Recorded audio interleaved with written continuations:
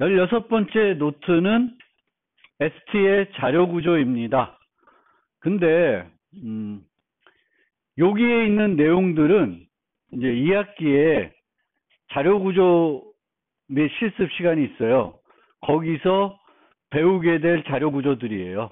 근데 이제 자료 구조 시간에 자료 구조의 특성과 내부적으로 어떻게 구현한다는 것만 설명하면 별로 할 게 없어요. 자료 구조 시간에 뭘 하냐? 여러분들 실제 이 자료 구조들을 구현해 볼 거예요. 구현해 볼 거예요. 제 수업에 오시면, 다른 수업은 어떻게 하는지 모르겠지만 제 수업에서는 이 자료 구조들을 실제 직접 다 구현해 볼 거예요. 그러니까 라이브러리에 만들어져 있는 그 라이브러리에 있는 것들을 내가 직접 개발해 보는 거예요. 그래서 이 라이브러리에서 제공하는 자료 구조들은 STL, Standard Template Library, 즉 범용 자료 구조들이에요.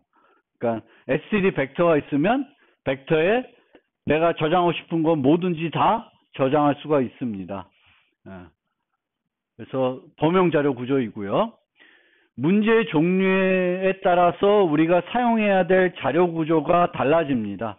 그래서 어떤 문제의 경우에는 스택을 사용해야 되겠고, 어떤 문제는 벡터를 사용해야 되겠고, 어떤 문제는 우선순위 큐를 사용해야 되고, 어떤 문제는 집합이나 맵을 사용해야 됩니다. 또는 이들을 이렇게 조합해서 또 써야 될 수도 있어요. 하나의 자료 구조만 쓰는 게 아니라 여러 자료 구조들을 함께 사용해서 문제를 해결해야 될 수가 있습니다. 이 자료 구조라는 건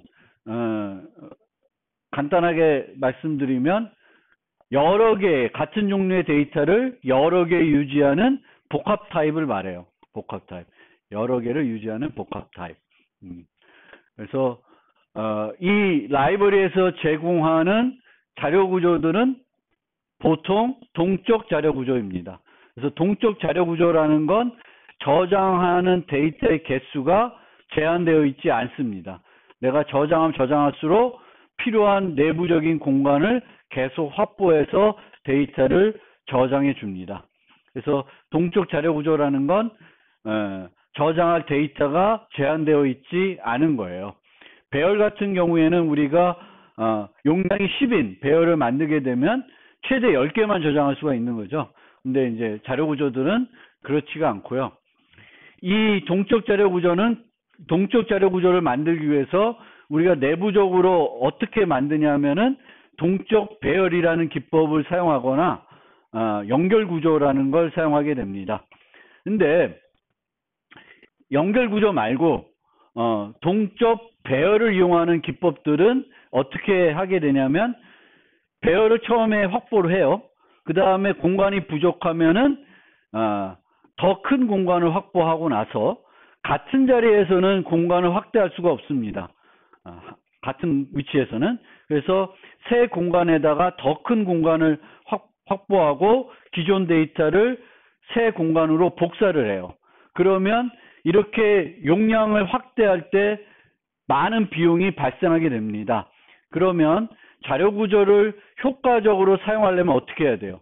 이 동적으로 확대되는 걸 일어나지 않게끔 해야 돼요. 그럼 일어나지 않게끔 하려고 그러면 어떻게 해야 돼요? 처음에 충분히 큰 공간을 확보를 해 주어야 합니다.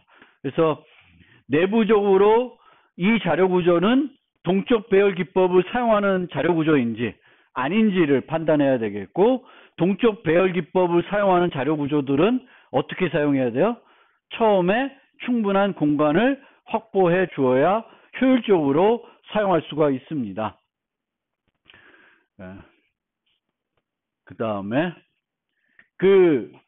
동적 배열 기법 말고 연결 구조를 이용하는 기법들이 있는데, 연결 구조는 데이터가 필요할 때마다 그때 공간을 하나씩 확보하는 거예요. 뭐 배열같이 10개를 확보해서 10개를 저장하고 이런 게 아니라 하나를 저장할 때마다 하나씩 확보를 합니다. 근데 하나씩 확보를 하게 되면은 같은 위치에 확보가 안 되겠죠. 연속 공간에. 그래서 얘네들을 접근하기 편리하기 위해서 연결을 하는 거예요. 연결을 해서 사용하게 됩니다.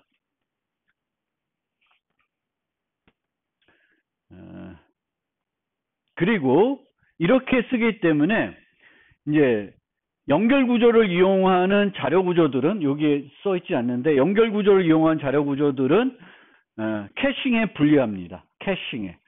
캐싱이 뭐냐면은 데이터가 이제 메모리에 우리가 저장하죠. 데이터들이 메모리에 위치하게 되는데, 프로그램의 데이터는 처음에 어디에 위치해요? 메모리에 위치합니다. 근데 실제 그 데이터를 누가 써야 돼? CPU가 써야 되죠. 그럼 메모리에 있는 데이터를 CPU로 옮겨와야 돼요. 그런데 메모리에서 CPU로 데이터를 옮겨올 때 중간에 뭐가 있냐면 CPU 캐시라는 게 있어요. 그래서 내가 캐시라는 건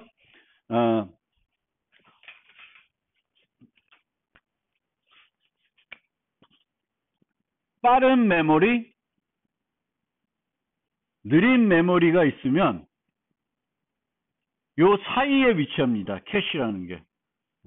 그래서 내가 여기에 요만한 데이터가 필요하면은 이 데이터를 바로 갖고 오는 게 아니라 이만큼을 캐시로 이동하는 단위가 있어요.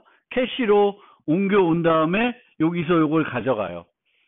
그럼 이렇게 가져가게 되면 다음에 내가 또 필요한 데이터가 요 옆에 있으면 그때는 여기에 접근하는 게 아니라 어디서 갖고 오면 돼?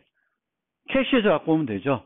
그래서 캐싱에 유리하다는 건 한 번 데이터에 접근하게 되면 그 다음 접근할 데이터가 메모리에 있는 게 아니라 어디에 있어야 돼? 캐시에 있어야 되죠. 근데 배열은 어떻게 돼? 연속 공간으로 확보되어 있으니까 배열의 첫 번째 걸 갖고 오면 나머지도 같이 어디로 오는 거예요? 캐시에 올 수가 있겠죠.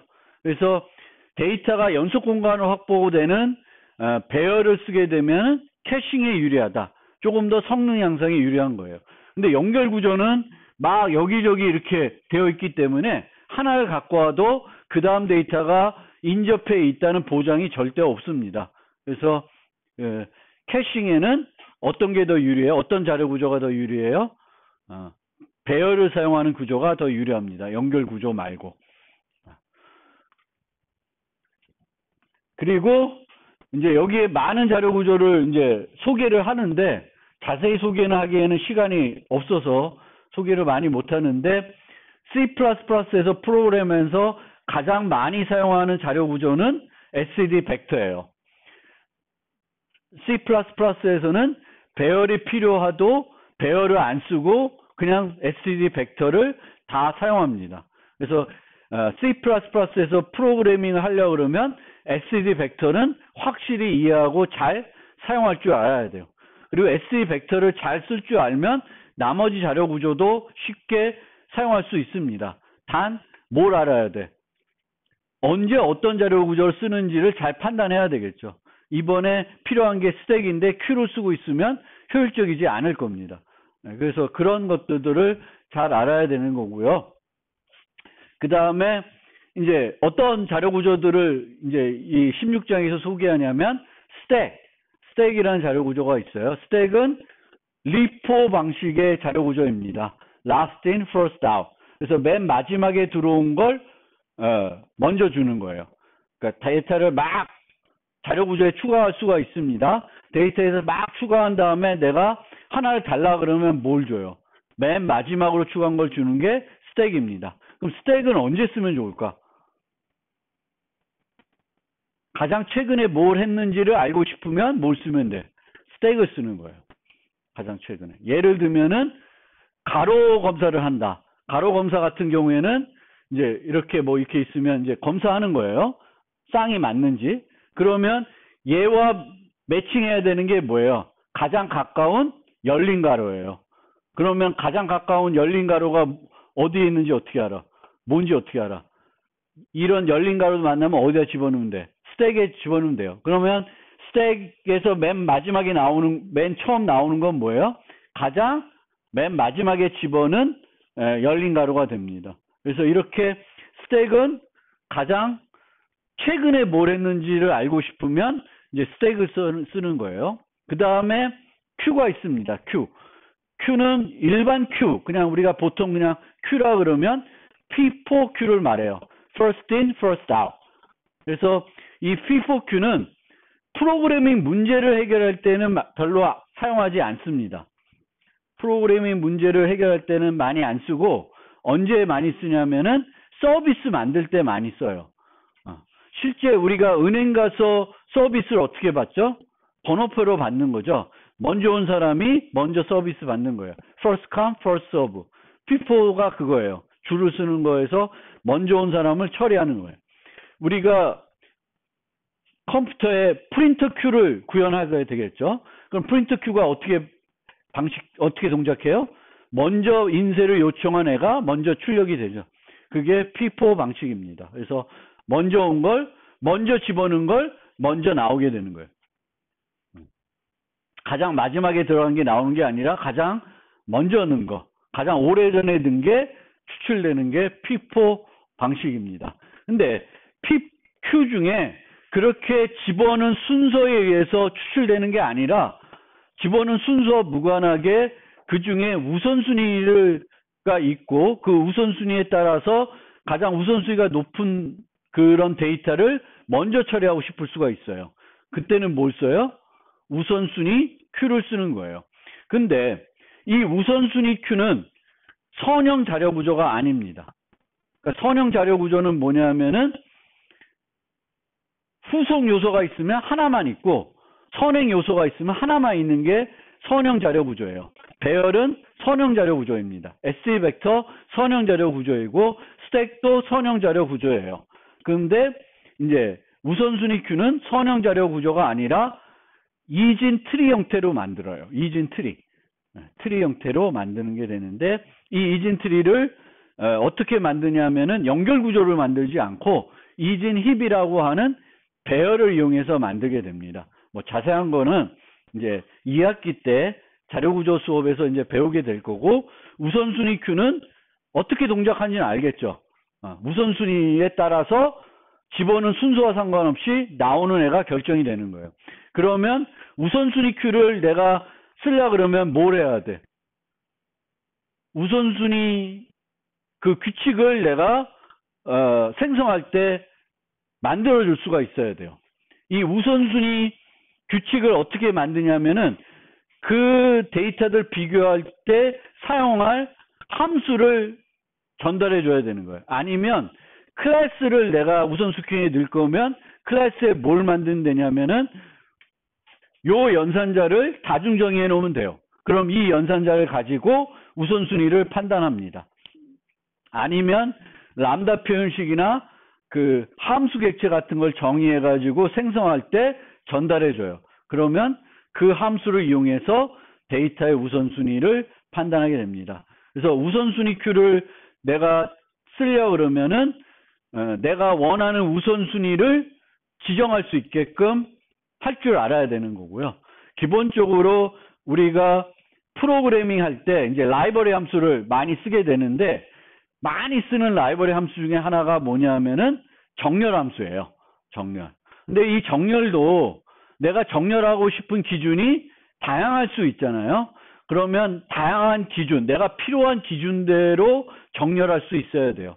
그리고 이때에도 이제 좀 효과적으로 사용하고 싶으면 뭘 해야 되냐면 이제 다음 장에서 배우는 함수형 프로그래밍, 람다 표현식을 쓸 줄 알아야 돼요.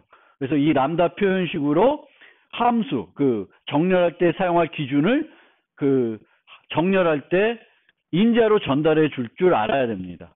우선순위 Q도 비슷합니다. 그래서 우선순위 Q, 정렬, 요걸 좀 같이 좀 생각해 주시면 좋겠고, 덱이라는 자료 구조가 있습니다. 덱은, Q는 이렇게 어떻게 우리가 그리냐면은 들어오는 데가 있고 나가는 데가 있어요. 그러니까 양쪽으로 쓰이지만 양쪽의 쓰임새가 다른 거죠. 근데 덱은 양쪽으로 다 처리할 수 있습니다. 넣고 빼고를 양쪽으로 다 할 수가 있어요. 그게 덱입니다. 덱은 주로 연결 구조를 이용해서 배열이 아니라 연결 구조를 이용해서 많이 처리가 됩니다. 그 다음에 이제 마지막 자료 구조는 집합과 맵입니다. 집합과 맵. 집합이라는 거는 개념은 다 이해하는 거죠. 집합. 그래서 집합에는 똑같은 애가 있을 수 있어요? 있을 수 있나요? 똑같은 애가 있을 수가 없죠. 그렇죠? 집합은. 그래서 중복된 거를 제거하고 싶다. 그럼 집합을 많이 쓰면 돼요. 집합에 다 집어넣으면은 중복된 게 자동으로 없어집니다. 그래서 집합이라는 자료 구조를 우리가 많이 쓰게 되겠고, 집합과 비슷한 게 맵입니다. 근데 맵은 집합과 똑같은데 하나를 더 유지해요. 그 요소뿐만 아니라 요소와 어떤 값을 추가적으로 연결해서 사용할 수가 있습니다. 그래서 맵, 집합 두 가지인데, 이 집합과 맵은 크게 두 가지 방법으로 구현이 돼요. 하나는 균형 이진 검색 트리라는 걸 이용해서 구현을 하고, 또 하나는 해싱이라는 걸 이용해서 구현을 합니다. 그래서 우리가 많이 쓰는 맵은 또는 집합은 해싱을 이용하는 거예요. 그래서 얘는 어떻게 시작하냐면 unordered라는 걸로 시작을 해요. unordered map, unordered set. 그럼 unordered map, unordered set은 내부적으로 뭘 이용한다? 해싱을 이용한다는 거예요. 해싱은 해시 함수를 이용해서 저장할 위치를 찾습니다. 그리고 그 데이터를 어디다 저장하냐면 내부적으로 배열에 저장을 해요. 배열에. 그러니까 얘도 배열을 쓰는 거고, 해싱이 효과적이기 위해서는 충돌이 적게 일어나야 돼요. 충돌이 적게 일어나야 되려면은 공간을 충분히 확보해 줘야 됩니다. 그럼 얼마만큼 공간을 확보하면 되냐? 내가 n개를 저장할 거면 n 곱하기 1.3배 이상 확보를 해줘야 돼요. 수학적으로 분석해 보면은 이렇게 됩니다. 그래서 내가 이런 언어드 맵이나 언어드 셋을 쓸 때에는 필요한 데이터, 내가 몇 개나 저장할지를, 최대 몇 개를 저장할지를 생각해 보고, 처음에 그 n에 곱하기 1.3 해가지고 용량을 확보해 줘야지만 내가 원하는 성능을 발휘할 수가 있습니다. 보통 이제 이런 애들에서 삽입, 검색, 삭제는 다 O1에 제공된다 그래요. 상수비요. 그런데 여기에 누락되어 있는 게 뭐냐면은 해시 값을 계산하는 비용이 빠져 있어요. 이 해시 값을 계산하는 비용은 뭐에 비례하냐면 저장할 키 값에 비례합니다. 예를 들어서 문자열이다. 그러면 이 문자열만큼을 다 이용해서 키를 계산해요. 그러니까 해싱을 이용하면 되게 O1이니까 빠를 것 같지만 실제로는 그렇게 빠르지 않을 수가 있어요. 왜? 충돌도 일어날 수 있고, 용량을 잘못 확보해주면 느립니다. 충돌이 많이 일어나기 때문에. 그리고 해싱을 계산하는 비용, 또 충돌을 처리하는 비용 등 여러 가지 비용들이 소요돼요. 그리고 이름에서 알 수 있듯이 unordered map입니다. 그래서 순서가 없어. 저장된 애들 간에 어떤 순서를 제공해 주지 않아요. 그런데 그냥 맵, set 쓰시면 얘네들은 그 이진 균형 트리를 이용하게 됩니다. 균형 이진 검색 트리를 이용하게 되겠고, 얘네는 연산들의 비용이 로그 n에 제공이 돼요. 로그 n에 제공이 됩니다. 그러면 제가 더 빠를 것 같죠? 근데 실제로 보면 큰 차이가 안 날 수 있어요. 그리고 얘네는 순서를 보장해 줍니다. 순서를 보장해 줘요. 그래서 제일 작은 값, 제일 큰 값, 뭐 어떤 순서대로 접근하고 싶다. 그러면 unordered 맵을 쓰는 게 아니라 얘를 쓰는 거예요. 그래서 여러분들이 집합과 맵을 쓸 때에는 내가 풀어야 되는 문제의 성격과 필요한 연산에 따라서 얘를 쓸지 결정할 줄 알아야 되겠고, 얘를 쓸 경우에는 공간을 충분히 확보해 줘야 됩니다. 쟤는 내부적으로 연결 구조로 구현되어 있기 때문에 초기 공간이 아무 의미 없어요. 공간 확보해 주는 게 아니라. 그렇습니다.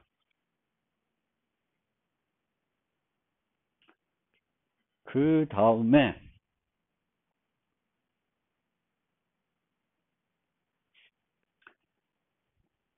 이런 자료 구조를 사용할 때 여러분들이 꼭 또 기억해 둬야 되는 게 반복자입니다. 반복자. 그래서 자료 구조는 어떤 같은 종류의 데이터를 한 개 유지하는 게 아니라 여러 개 유지하는 자료 구조예요. 그러면 자료 구조에 저장된 데이터들을 하나씩 다 방문해 가지고 어떤 집단 연산을 해야 될 때가 있어요. 그러니까 집단 연산이라는 게 뭐 평균을 구한다든지 데이터에 뭐 그런 것들을 우리가 집단 연산이라고 하는데, 이런 집단 연산을 할 때 이제 우리가 뭘 활용하냐면 반복자를 활용하게 됩니다. 이 반복자는 자료 구조에 저장되어 있는 데이터들을 하나씩 차례대로 방문하게 해줘요. 접근할 수 있게 해주는 거예요, 반복자는. 근데 C++의 반복자는 객체를 몇 개 써요? 2개를 씁니다. begin, end라는 2개의 객체를 만들어서 사용해요. 근데 이 중에 end는 위치가 바뀌어요, 안 바뀌어요? 안 바뀝니다. end는 위치가 고정되어 있는 거고, begin이 이제 점점 바뀌어가지고 언제 반복을 중단해? end가 되면은 중단하는 형태가 돼요. 그래서 이렇게 begin, end 2개의 객체로 반복자를 구현하면 얻어지는 이점은 뭐예요? 얻어지는 이점은 구간을 표현하기가 편합니다. begin 플러스 3부터 end까지, begin 플러스 3에서 end 마이너스 2까지 뭐 이렇게 해가지고 어떤 전체의 일부 구간에 대해서만 내가 처리할 수 있습니다. 그래서 자료 구조를 우리가 잘 쓰려고 그러면 각 자료 구조의 특성과 연산들도 알아야 되겠지만 기본적으로 반복자를 쓸 줄 알아야 되는데, 좋은 점은 뭐냐면은 반복자는 스택을 쓰든 어떤 자료 구조를 쓰든 반복자의 사용법은 바뀌지가 않아요. 그래서 반복자라는 거의 장점은 자료 구조와 무관하게 똑같은 방법을 써서 그 자료 구조에 저장된 데이터들을 차례대로 방문할 수 있게 해주는 거예요. 이 자료 구조가 벡터인지 리스트인지 뭔지 상관없습니다. 다 begin, end를 갖고 이제 반복자를 제공하면 사용을 할 수가 있습니다. 그리고 이제 또 이 C++의 자료 구조를 쓸 때 여러분들이 또 알아두셔야 될 연산이 하나 있는데, 기존에는 push, pop 뭐 이런 연산이에요. push, pop, 뭐 front, back 이런 연산들이 있어요. 그러니까 보통 삽입하는 연산, 자료 구조니까 당연히 데이터를 자료 구조에 집어넣어야 되겠죠. 삽입하는 연산, 그 다음에 추출하는 연산, 그냥 보기만 하는 연산이 있어요. 보기만 하는 연산. 이렇게 세 가지인데, 이 삽입하는 연산 중에 보통은 이제 푸시 계열이 있을 텐데, 푸시 계열은 이제 이렇게 컨스트로 되어 있는 버전 하나, 또 뭐가 있어요? R밸류로 받는 거 하나 있어요. 2개가 있는 거예요. 다중정의가 되어 있습니다. 그러면 내가 L밸류를 전달하나 R밸류를 전달하냐에 따라서 얘나 얘가 호출되는 거죠. 근데 C++는 저걸로도 부족했는지 얘 대신에 또 뭘 쓸 수 있어요? inplace 개념을 쓸 수가 있습니다. 그래서 지난 수업 시간에 말씀드렸던 inplace라는 연산들이 있는데, 이 inplace는 언제 쓰는 거냐면은 R밸류를 전달할 때, R밸류 중에 어떤 애들이냐면은 구조체나 객체를 그 함수 호출할 때 여기에 생성하는 거예요. 뭐 student 뭐 이렇게 생성하는 거예요. 그래서 이렇게 생성할 때는 여기서 생성하는 게 아니라 여기에 전달되는 인자들이 있겠죠. 요 객체를 생성할 때 요 값들을 inplace로 전달하는 거예요. 그러면 R에 가서 한 번만 생성이 되는 더 효율성을, 얘의 효율성을 조금 높일 때 쓰는 거예요.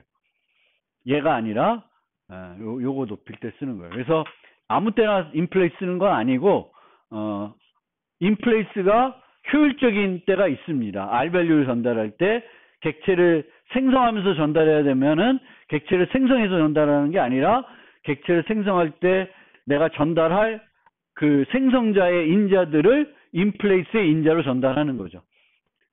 그래서 inplace 메소드가 있다라는 거고요. 그 다음에 이제 자료 구조의 각종 연산들을 사용할 때 이제 그 연산의 효율성을 잘 이해하고 있어야 돼요. 근데 보통은 어떤 자료 구조에서 제공하는 연산들은 다 효율적인 연산들이에요. 보통은 스택이면은 스택에 집어넣는 거, 뽑는 거, 맨 꼭대기에 있는 거 보는 거 다 효율적이에요. O 아니에요.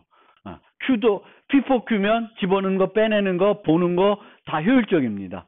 근데 STD 벡터처럼 이 벡터는 그냥 효율적인 연산만 제공하는 게 아니라 효율적이지 않은 연산들도 막 제공해요.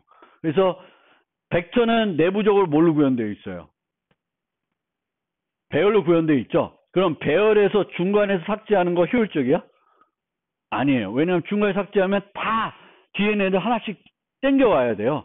그래서 내가 벡터를 쓰는데 중간에 삭제하는 걸 많이 해야 돼. 그러면 땡. 벡터를 쓰면 안 되는 거예요. 중간에 삭제를 많이 해야 되면은 연결 구조를 쓴다든지 다른 방법을 찾아야 되는 거예요. 뭔가 다른 자료 구조를 써서 좀 더 효율적으로 처리할 수 있는 뭐 그 우선순위 큐를 쓰다든지 뭐 다른 걸 쓰셔야 되는 거예요. 그래서 각 연산들이 제공되는 연산들이 대부분은 효율적인 연산인데 효율적이지 않은 연산들이 있어요. 그러면 그 연산들을 내가 많이 쓴다. 그러면 뭘 잘못한 거예요? 자료 구조 선택을 잘못하신 거예요. 바꿔야 돼요. 그래서 그거를 이제 기억하고 그 다음에 이제 라이브러리를 소개하니까 이 각종 라이브러리면은 이제 스택, 큐 뭐 이런 게 있는데 그러면 클래스니까 거기에 메소드로 이 각종 연산들이 그 자료 구조 관련된 연산들이 있는 거죠. 근데 이런 것들만 있는 게 아니라 알고리즘에 가면 이제 그 여러 이런 자료 구조에 대해서 사용할 수 있는 일반 함수들이 많이 또 정의가 되어 있어요. 그래서 여러분들이 알고리즘에 정의되어 있는 각종 함수들을 뭐가 있는 거고 필요할 때 저것을 잘 가져다가 활용할 줄 알아야 돼요. 그리고 어떤 함수들은 너무 간단해서 내가 함수 호출하지 않고 내가 직접 구현할 수가 있는 것들이 많이 있어요. 그런데 그런 함수들, 그런 기능들 내가 직접 구현하는 게 좋을까요? 아닙니다. 그런 간단한 기능들에도 라이브러리에서 제공하면은 라이브러리에 있는 걸 갖다 쓰는 게 여러 가지 강건성, 간결성 또 여러 가지 측면에서 좋습니다. 대표적인 게 max, min, swap 이런 거예요. 수업 함수 여러분 못 짜? 다 짤 줄 알죠? 그렇다고 수업 함수를 내가 짜고 있어요? 안 짜요. max, if문 하나면 max 만들 수 있어요. max 함수 안 만들어요. std max 그냥 쓰시면 돼요. std min도 마찬가지고요. 그래서 그런 것도 좀 잘 기억해 두시면 좋겠고 그 다음에 간단한 구조체 같은 걸 내가 정의해야 될 때가 있어요. 그러면 이 구조체를 정의해 쓰면 되는데 그게 번거로우니까 또 뭘 쓸 수 있냐면은 C++에서는 std pair 아니면 std tuple을 쓸 수 있어요. std pair는 저장되는 데이터가 몇 개야? 2개예요. 2개가 넘어간다. 그럼 페어 쓰는 게 아니라 뭘 써요? 투플을 쓰시면 돼요. 투플은 3개, 4개 원하는 만큼 할 수가 있습니다. 그래서 구조체를 내가 귀찮아서 정의하고 싶지 않으면 SC 페어나 SC 투플을 쓸 수 있는데 저런 거 쓸 때 그 페어를 쓰게 되면은 페어의 멤버 변수의 이름이 뭔지 알아요? SC 페어는 2개 값을 유지해요. 그러면 그 2개 값을 내가 접근할 때 사용하는 이름이 뭐예요? first와 second입니다. 그런데 프로그램에서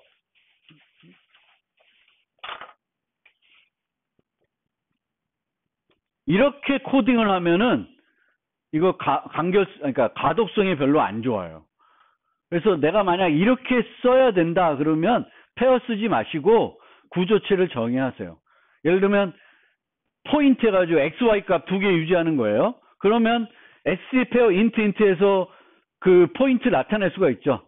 근데 x와 y를 내가 쓰는데 first와 second를 써가지고 프로그램하고 있으면 가독성이 안 좋아요. 차라리 그냥 정의해서 이렇게 코딩하는 게 훨씬 좋습니다.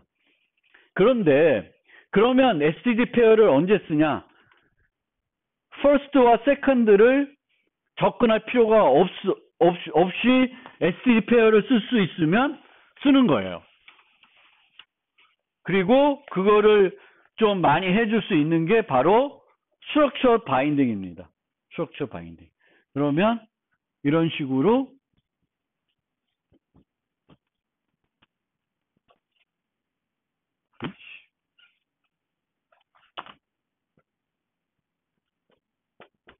이 함수가 뭘 반환하냐면 std 페어를 반환해요. 그리고 얘는 반환할 때 그 내부적으로 first, second를 안 쓰고 구현할 수가 있습니다. 보통 얘가 구현을 어떻게 하냐면 이 안에서는 x, y를 이용해 가지고 이제 좌표 계산을 해요. 그 다음에 맨 마지막에 return 할 때 return make pair x, y 이렇게 반환합니다. 그러면 std 페어를 만들어줘서 x, y 값을 반환해요. 그럼 얘가 어떻게 받아? std 페어로 받는 게 아니라 개별 그 페어에 있는 개별 값을 x와 y 변수로 받는 거죠. 이 스트럭처 바인딩을 또 투플 쓸 때도 쓸 수 있어요. 투플은 first, second가 아니라 get I by 해가지고 내부 접근하기가 더 불편해요. 그래서 이제 std 투플과 std 페어를 쓸 때는 이 개별 멤버 변수를 내가 직접 접근하지 않고도 프로그램 할 때는 구조체를 정의하지 않고 쓰시면 되겠고, 그때 이 스트럭처 바인딩을 잘 활용해 주시면 좋아요. 이 스트럭처 바인딩은 이렇게 함수의 반환값 받을 때도 쓸 수 있지만 어디에 또 활용할 수 있냐면은 for each 포문 같은 경우에도 활용할 수가 있어요. 땡땡 뭐 이렇게. 여러분들 파이썬 쓰면은 for ux in 뭐 이렇게 해서 쓸 수 있잖아요. 그런 거 비슷한 거를 이제 C++에 해주는 게 뭐예요? structured binding이에요. 구조체에 있는 개별 멤버 변수를 단일 그 변수로 이렇게 받아내는 거예요. 자, 이렇게 되면 16장에 있는 내용을 아주 간략하게 훑었는데,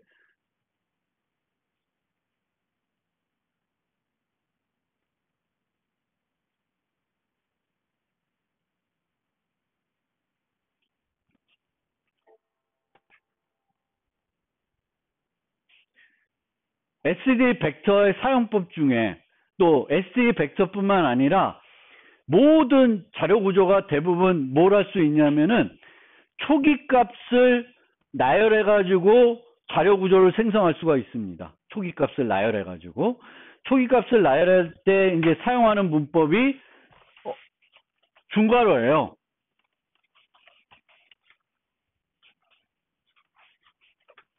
그래서 어떤 자료 구조든지 대부분 이렇게 초기 값 목록을 나열해 가지고 자료 구조를 만들 수 있는데, 여기가 대표적인 거예요. 이렇게.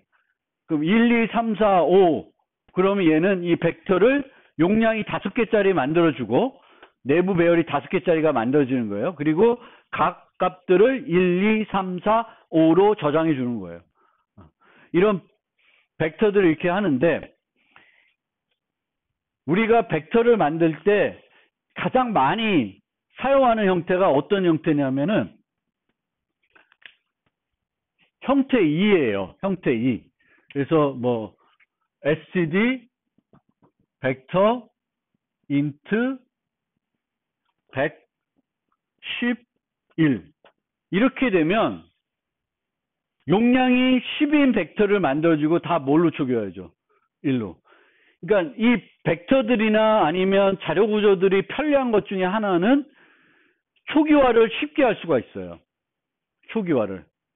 배열을 내가 만들고 배열을 1로 초기화하려면 번거롭잖아. for로 부숴서 막 만들어야 되니까 번거로운데 벡터는 이렇게 돼요. 근데 이것과 이거는 전혀 다른 거예요. 얘는 뭐야? 두 개를 저장한 거예요. 용량이 2이고 첫 번째 값이 10, 두 번째 값이 1이 되는 거예요. 그래서 이제 보통은 우리가 이제 초기화할 때 C++11 이후에는 중괄호를 써서 다 초기화할 수가 있는데 벡터를 쓸 때에는 일부러 중괄호를 안 쓰고 예전 문법인 가로를 써야 될 때가 있어요. 언제? 이건 뭐예요? 100. 그러면 용량이 100이네요. 그러면 얘는 초기화 될까? 초기화 돼. 다 0으로 기본값으로 초기화 돼요. 기본값이 0이에요. 그러니까 기본값으로 초기화할 거면 용량만 만들어주면 기본값으로 초기화 됩니다. 근데 100 이렇게 되면 얘는 용량이 1이 내고 100만 저장돼. 그러니까 근데 이런 애는 언제만 문제되냐면 정수 계열만 문제돼요. 정수 계열. 얘가 만약 std 벡터 std string 100 그러면 10 hello 뭐 이렇게 할 리는 없겠지만 이렇게 하면 두 개짜리가 아닌 거죠. 이거는 10이고 용량이 10이고 모두 hello로 초기화해주고 있는 거예요. 근데 얘는 왜 헷갈리냐면 용량 초기값 줘야 되는데 둘 다 정수가 돼버린 거죠. 얘랑 구분이 안 되는 거예요. 근데 얘는 이렇게 쓰나 이렇게 쓰나 차이가 없죠. 가로를 쓰나 중괄호를 쓰나. 그래서 가로 중괄호가 헷갈린 경우는 어디만 주의하면 돼요? 그 내가 쓰려는 타입 인자가 정수 계열일 때만 주의하면 돼요. 나머지는 중괄호를 쓰든 가로를 쓰든 구분이 돼요. 왜냐하면 초기값이 정수가 아닐 거예요. 그래서 구분이 됩니다. 그 다음에 사용을 할 때 벡터를 사용할 때 크게 두 가지 방법을 써요. 예를 들면 저지 사이트에서 우리가 프로그램 문제 풀 때 정수 10개를 받아야 돼요. n개를 받아야 돼. 그러면 std 벡터 int nums 한 다음에 n을 주는 거죠. 이 벡터가 또 배열과 다른 점은 뭐예요? 변수 갖고 초기 용량을 지정해 줄 수가 있죠. 이거 이렇게 코딩하는 사람도 있어요. 이거 안 되죠, 당연히. 일반 배열은 변수 갖고 용량 지정 안 되는 거잖아요. 근데 얘는 되는 거예요. 그러면 얘는 용량이 n이에요. 그리고 크기도 n이에요. 그럼 이렇게 만들면은 어떻게 받아야 되냐면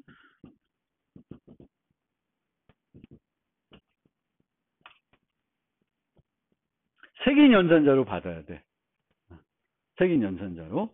근데 색인 연산자로 이렇게 프로그램하지 않고 std 벡터 int nums 만들었어요. 기본으로 만들었어요. 그럼 얘는 용량이 얼마야? 0이에요. 크기도 0이에요. 그 다음에 여기다 뭘 하냐면 nums reserve n 해요. 그러면 이렇게 되면 어떻게 돼? 용량이 n이 되는 거예요. 근데 크기는 어떻게 돼? 0이에요. 그럼 이렇게 되면 이렇게 하는 게 아니라 std sin 어디 n이라는 변수에 받고 nums에 pushback n 하면 돼요. 그래서 내가 pushback으로 데이터를 삽입하려고 그러면 크기를 어떻게 만들어야 돼? 0으로 출발해야 돼요. 크기를 0으로 출발하지만 용량이 빵이면 계속 늘 때마다 뻥튀기가 일어나거든, 내부적으로. 그럼 안 돼. 그럼 어떻게 해요?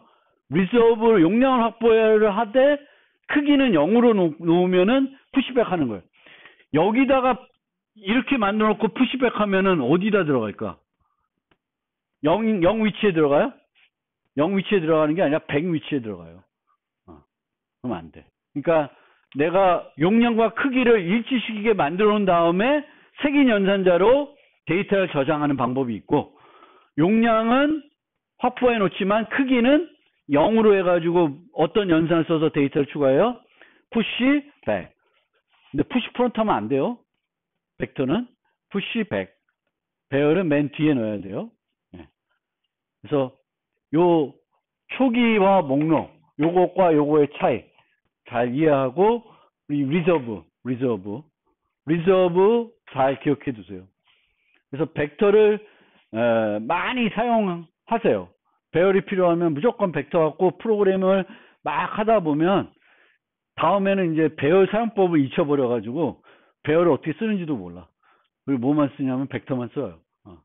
그리고 벡터만 쓰더라도 아무 문제 없어요. 오히려 더 편해. 벡터를 쓰면은. 제한이 없으니까. 이런 뭐 변수 갖고 안 되는 거고, 얘는 막 동적 배열 만들면은 내가 또 딜리트 해줘야 되지, 뭐 그런 거 필요 없어요. 그래서 SD 벡터를 잘 이용해 주시면 좋겠습니다.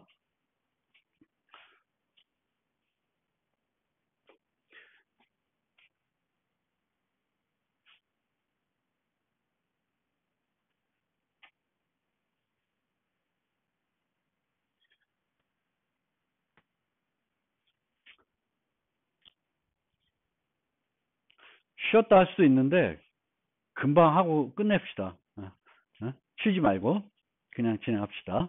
그래서 17장인데, 물론 16, 17은 기말 시험법이 아니에요. 그래서 관심이 좀 떨어질 수 있는데, 어쨌든 여러분들이 C++를 내 메인 언어로 계속 사용하실 거면 알아두셔야 되는 내용들이에요. 그래서 17에는 세 가지 내용이 포함되어 있는데, 스마트 포인터, 람다 표현식, 파일 처리예요. 그래서 스마트 포인터부터 설명드리면은, 이제 원래는 동적으로 우리가 뭘 확보를 하면 다 사용하고 뭘 해줘야 돼? 반납을 해줘야 되는 거죠. 그래서 그 반납을 내가 직접 안 하게끔, 안 하고 싶으면은 뭘 쓸 줄 알아야 돼요? 스마트 포인터를 쓸 줄 알아야 돼요. 그래서 인터넷 찾아보면 고급 C++ 프로그래머는 반드시 SD 벡터랑 스마트 포인터를 잘 쓸 줄 알아야 된다고 합니다. 그래야 이제 정말 고급스러운 C++ 프로그래밍을 하실 수 있다 그래요. 저도 스마트 포인터를 즐겨 쓰지는 않아요. 익숙하지가 않아서, 만들어진 지 얼마 안 돼가지고 저도 익숙하지 않은데, 이제 스마트 포인터를 쓰시면 되는데, 스마트 포인터는 크게 세 종류가 있는데 세 종류 알 필요 없고 두 가지만 알고 있으면 돼요. 유니크 PTR과 shared PTR 두 가지만 알고 있으면 돼요. 유니크 PTR은 동적 할당된 공간을 가리키는 스마트 포인터가 몇 개? 하나만 존재하는 거예요. shared PTR은 동적 할당된 공간을 가리키는 스마트 포인터가 여러 개 존재할 수 있는 경우예요. 그러면 여러분들은 그 스마트 포인터가 필요할 때 유니크 PTR를 써야 될지 shared PTR을 써야 될지를 잘 판단하셔야 돼요. 유니크 PTR을 쓸 수 있는데 shared PTR 쓰게 되면은 프로그램이 어떻게 돼? 무거워지는 거예요. 더 효율성이 좀 떨어지는 거예요. 그렇지만 불편하죠. 유니크 PTR 쓰게 되면 불편한 점이 많으니까 유니크 PTR로 해보려고 했는데 잘 안 되면 그냥 포기하고 shared PTR 써도 C++는 워낙 성능이 좋기 때문에 큰 문제는 없을 거예요. 그렇지만 이제 프로그래밍을 잘 하려고 그러면은 상황 판단을 잘 보고 유니크 PTR 필요할 때는 유니크 PTR 쓰고, 유니크 PTR로는 도저히 구현이 안 되는 그런 경우에는 shared PTR 쓰시면 돼요. 그러면 이 스마트 포인터는 뭘 알아야 되냐면, 스마트 포인터는 생성을 어떻게 하는지만 알면 돼요. 생성하고 나서 그 포인터를 쓸 때에는 스마트 포인터 자체로 쓸 필요는 없습니다. 스마트 포인터를 마치 일반 포인터처럼 쓰시면 돼요. 왜 그게 가능하죠? C++는 뭘 해주고 있어요? 연산자들을 다 다중정의할 수 있습니다. 그러니까 우리가 포인터 쓸 때 주로 사용하는 연산자가 뭐야? 이 별표나 이 화살표 연산자죠. 그거는 다 스마트 포인터에 다중 정의가 다 되어 있어요. 그러니까 만들 때만 스마트 포인터로 만들어주고 난 잊어버리면 돼. 잊어버리면 돼. 그러면 잘 동작을 할 겁니다. 그래서 예를 들면 뒤에 보이는지 모르겠는데 사람 클래스가 있어요. 슬라이드에도 있는 내용인데 사람 클래스도 있는데 이제 애완동물을 멤버 변수로 유지하려고 그래요. 근데 다양성을 이용하고 싶으니까 강아지도 유지하고 고양이도 유지하고 뭐 햄스터도 유지하고 싶은 거예요. 그럼 원래는 일반 포인터를 쓰고 동적 생성된 거를 받아가지고 유지해야 되겠고 소멸자에서 동적 생성된 거를 딜리트 해줘야 돼요. 그럼 이렇게 동적 생성된 거를 받아서 하면은 딜리트 하면은 나머지 모두 만들어줘야 돼. 빅5 다 만들어줘야 되겠죠. 이제 이렇게 된 경우에요. 근데 이제 스마트 포인터로 바꿨다. 그러면은 여기에 보시면은 받을 때 어떻게 받아요? 스마트 포인터로 받는 게 아니에요. 그냥 사용하는 사람은 이 클래스가 내부적으로 스마트 포인터를 사용하는지 사용 안 하는지 몰라도 돼요. 클래스를 만든 사람은 안에서 스마트 포인터를 쓰지만 밖에서는 스마트 포인터를 쓰든지 일반 포인터를 쓰는지 몰라도 되는 거예요. 그래서 일반 동적 생성된 걸 주면 얘가 그거의 소유권을 가져가면 돼요. 그게 리셋 하는 거예요. 그리고 반환을 어떻게 해요? 뭘로 반환해? 포인터로 반환해요? 참조로 반환하고 있어요. 그러니까 이렇게 쓰면은 여러분들이 유닉 피처 관련된 문법 알아야 될 게 뭐가 있어? 아무것도 없어요. 뭐만 알면 돼. 요 리셋하는 것만 알면 되는 거예요. 그거 말고는 쓰는 게 뭐가 있어요? make 유닉 피처 하지도 않아. 그냥 기본 이렇게 하는 거예요. 그래서 너무 어렵게 생각할 필요는 없어요. 근데 실질적으로 프로그램하다 보면은 이 스마트 포인터 자체를 갖고 인정을 한다고 막 이렇게 되면 복잡한데 일반적으로 우리가 프로그램 할 때는 이제 저렇게 쓰시면 돼요.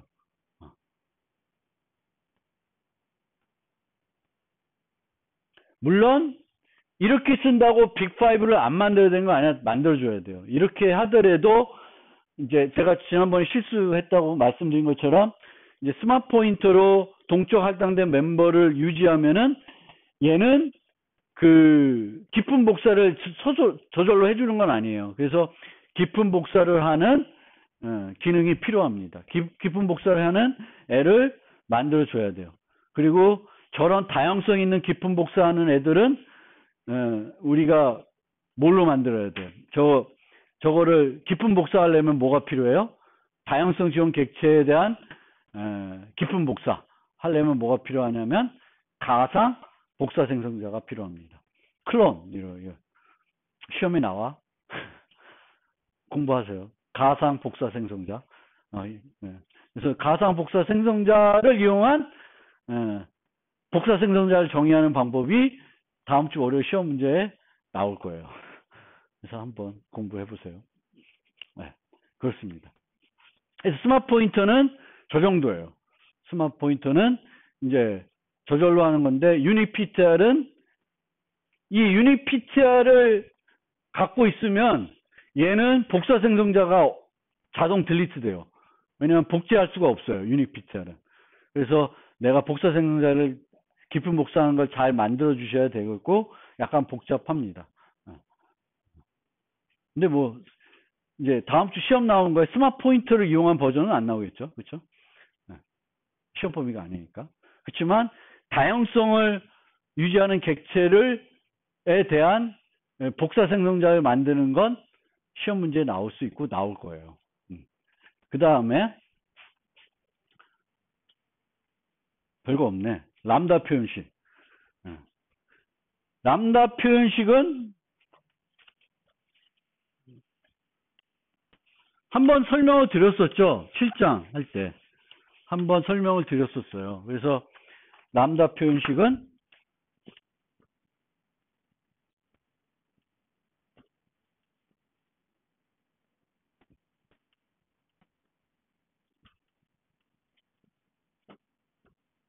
이렇게 함수를 뭘로 정의하는 거야? 표현식으로 정의하는 거예요. 함수를 표현식으로 정의하는데 기존 함수 정의와에서 빠진 게 뭐예요? 함수 이름이 없는 거예요.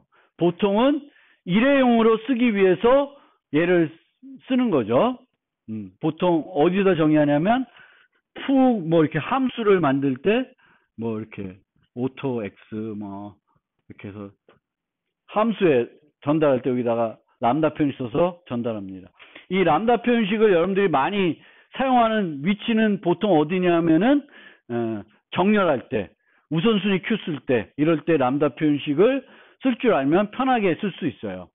또 뭐 다른 곳에서도 람다 표현식을 쓸 수가 있고, 여기에 이제 들어가는 게 리턴 타입이죠. 리턴인데 이 부분은 보통 어떻게 해요? 생략해요. 리턴 타입은 보통 생략하고요. 몸체는 뭐 똑같은 건데 몸체를 복잡하게 작성하는 건 바람직하지 않습니다. 그래서 몸체가 복잡하면은 요거를 함수로 만들고 함수로 호출하는 형태로 표현식을 작성하는 게 바람직하고요. 요 캡처는 뭐냐 하면은 이 매개 변수 말고 여기에 요 가시 영역에 있는 어떤 변수들 있잖아요. 이 변수들을 내가 몸체에서 쓰고 싶다. 그러면 캡처를 해야 돼요. 근데 캡처하면은 어떻게 되냐면은 파라미터 리스트에는 나타나지 않지만 여기 캡처한 거를 어떻게 어디다 추가해 주냐면은 이 파라미터 목록에다가 추가를 해줘요. 나도 모르게 추가해 주는 거예요. 자동으로. 마치 우리가 메소드에서 자동으로 뭘 추가해 줘요? this를 추가해 주는 것처럼 캡처를 하게 되면 그 캡처한 거를 여기다가 추가를 해 줍니다. 그러면 파라미터에다가 우리가 추가를 할 때 인자 전달을 주로 뭘로 할 수 있어요? 값 전달, 주소 전달, 참조 전달할 수 있죠. 근데 이제 두 가지만 돼요.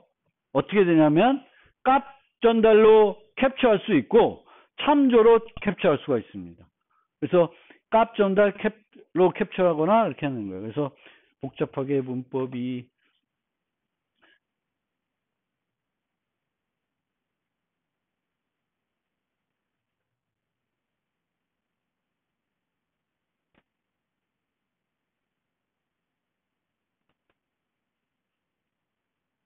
그래서 이렇게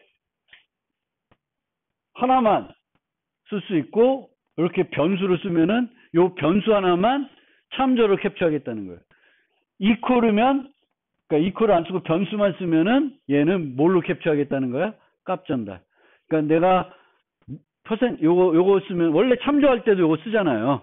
그래서 내가 캡처하고 싶은 게 있고 캡처하고 싶은 거를 이제 참조로 캡처하고 싶으면 저렇게 하면 돼요. 근데 귀찮으니까 또 다 그냥 얘 하나 딱 써놓는 거지. 그럼 만명통치약이죠. 다 캡처로 돼 있으니까. 근데 이렇게 프로그램하는 건 그렇게 바람직한 건 아니에요. 딱 그 함수에서 꼭 필요한 것만 하는 거고 실제로는 캡처를 안 하는 형태로 프로그래밍 하는 게 더 맞는 프로그래밍 람다 함수를 작성하는 방법이기도 합니다. 그래서 이 람다 표현식도 이제 잘 여러분들 익히시면 좋아요. 이게 람다 표현식이 C++만 있는 기능도 아니고 자바에도 있고 C샵에도 있고 파이썬에도 다 있으니까 문법만 조금 다르지 쓰임새는 다 똑같아요. 그래서 잘 익혀두시면 되겠습니다. 그리고 이제 마지막에 있는 게 파일 처리인데 파일 처리는 크게 텍스트 파일, 이진 파일 있죠. 그래서 텍스트 파일은 데이터를 텍스트로 저장하는 거예요. 그러니까 12345라는 정수를 저장하면 텍스트 파일은 어떻게 저장해요? 1문자, 2문자, 3문자, 4문자, 5문자를 저장하는 게 텍스트 파일이고 이제 이진 방식은 얘의 이진 32비트가 있으면 32비트를 저장하는 거가 되겠죠. 그래서 이진 파일인지 텍스트 파일인지 내가 텍스트 파일을 저장할지 이진 파일 저장할지 구분해야 되겠고 텍스트 파일 저장할 때는 뭐가 중요해? 인코딩이 중요해요. 어떤 인코딩을 저장할지. 보통 요즘은 다 UTF-8로 저장하기도 하는데 윈도우가 기본이 UTF-8이 아니니까 또 안 맞출 수 있어요. 그래서 텍스트 파일로 저장할 때는 어떤 인코딩으로 저장할지 잘 알아야 되겠고, 텍스트 파일이 어떤 인코딩으로 저장되는지 알아야 그거를 제대로 읽을 수가 있습니다. 그래서 그 텍스트 파일 저장할 때는 인코딩을 잘 기억하시면 되겠고, 이것도 많이 해보시면 되죠. 오픈, 클로즈, 이렇게 되는 거고, 버퍼 기반이고, 보시면 되겠습니다. 그래서, 이제, C++에서, C++와 관련된, 많은 것들을 다 설명을 했어요, 뭔가. 근데, 이 모든 거를 내가 완벽하게 이해해야 프로그램 할 수 있는 건 아닙니다. 프로그래밍은 내가 어떤 요소를 몰라도 다른 방법으로 언제 얼마든지 할 수가 있거든요. 그래서 이제 우리가 이제 내가 아는 범위 내에서 프로그래밍을 많이 하면서 내가 어떤 방법을 했는데 불편한 게 느끼면은 그 불편한 것을 해소시킬 수 있는 기능이 있으면 익혀서 또 쓰고 그러면서 이제 C++의 지식들을 넓히면 좋습니다. 그래서 어쨌든 프로그래밍은 많이 하면 할수록 늘어나는 거니까 프로그래밍을 많이 해보시면 좋겠고, 프로그래밍을 많이 해보는 방법 중에 하나가 이런 리트 코드나 백준이나 저지나 이런 거에 있는 문제들을 많이 풀어보는 건데, 그걸로 우리가 늘 수 있는 그 역량은 또 제한적이에요. 그래서 또 뭘 해봐야 되냐면은 우리가 학기 과제로 했던 그런 게임 같은 소프트웨어를 하나 만들어 보는 거예요. 재미가 없으니까 GUI 갖고 만들면 좀 더 재미가 있는데, GUI 갖고 만들기 어려웠더라도 간단하게도 소프트웨어를 만들어 봐야 소프트웨어 전체적인 설계 능력들을 또 키울 수가 있어요. 백준이나 이런 사이트 풀어봤자 끼케야 함수 2개 만들고 그 문제를 해결하기 위한 함수만 만들지, 전체적으로 어떻게 프로그램을 구성할지는, 응용을 구성할지는 그런 백준 사이트에 있는 문제들 풀어봤자 익히는 게 아니에요. 그래서 여러분들이 방학 때는 이제 그런 사이트에 있는 문제도 내 수준에 맞는 문제들을 일주일에 하나 아니면 매일 하나 이렇게 내 수준에 맞게끔 풀어보고, 전체적으로 방학 때 하나는 내가 이런 거를 하나를 한번 만들어 보자. C++로 GUI 라이브를 써서 만들어 본다든지, 아니면 내가 C++ 말고 파이썬 쓰고 싶으면 파이썬 갖고 하나의 프로그램을 만들어 보세요. GUI 쓰든 안 쓰든. 그래서 그런 걸 통해서 여러분들이 이제 역량을 늘릴 수가 있고, 방학 때 그렇게 여러분들이 프로그래밍 학습 하신다고 그러면 하실 때 좀 어려운 걸 만나거나 코드에 뭔가 문제가 생겨서 궁금한 것이 있으면 저한테 물어보시면 제가 최선을 다해서 도와드리겠습니다. 근데 일반적인 건 도와드릴 수 있는데 좀 뭔가 웹 프로그램에서 모든 특수한 것들, 이런 것들은 저한테 물어봐도 제가 모릅니다. 그냥 기본적인 C++, 기본적인 파이썬, 기본적인 자바, 이거는 제가 얼마든지 여러분들이 직면한 문제를 나름대로 설명해 주면서 도움 드릴 수 있으니까, 프로그램 하다가 어려운 거 있으면 주저하지 마시고 연락 주시면 제가 빠른 시일 내에 관련된 내용들을 설명해 드리고 이렇게 답변 드리겠습니다. 그래서 한 학기는 이걸로 끝내고 다음 주 월요일 날 3, 4교시에 이제 기말 보면 모든 게 이제 끝나게 되겠습니다. 예, 수고들 하셨습니다.